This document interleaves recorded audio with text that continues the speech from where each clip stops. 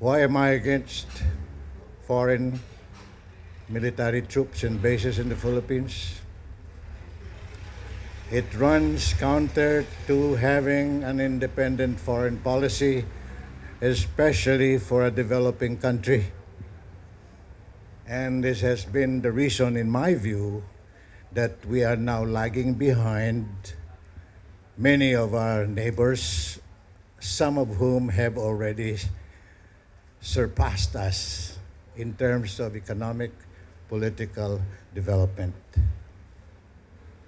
Pretty soon, even Cambodia, and of course Vietnam had already surpassed us. There's no question about it. VFA, I'm referring to VFA and EDCA. They're both against Section 25, Article 18 of the Constitution,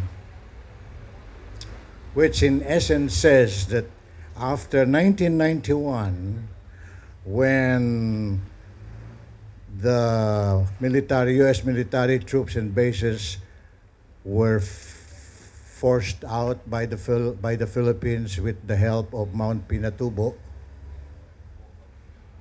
we had, for the first time in our history, I think, in my view, I was still in the Foreign Service, I was dealing with United Nations affairs, I was Assistant Secretary for UN Affairs, for ASEAN Affairs also.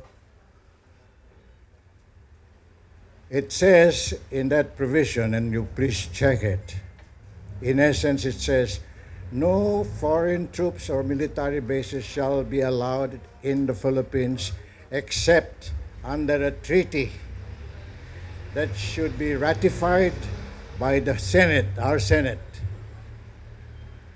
Or if the Senate deems it proper to go to a referendum, and recognized as a treaty by the other contracting party. That is a point that I have not seen anybody pick up. When the United States refused to ratify VFA and EDCA, saying that it is a mere executive agreement, that to me means that EDCA and VFA were null and void ab initio. In fact, that could have been the reason advanced by the government, by President Duterte.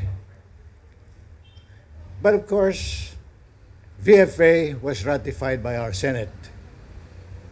Upon the prodding of the Americans, I'm sure, and on the president at the time, who was Joseph Estrada.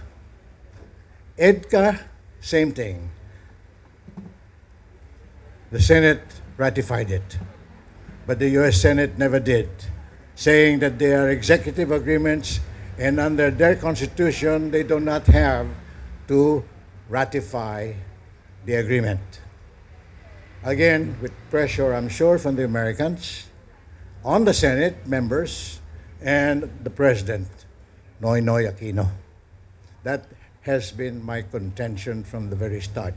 Now, how come, and you please correct me, those of you who are in the media, I have not read or heard anybody pick this point up. I am not a lawyer, but it seems to me that the wording of the constitutional provision is very clear and recognized by the other contracting party as a treaty.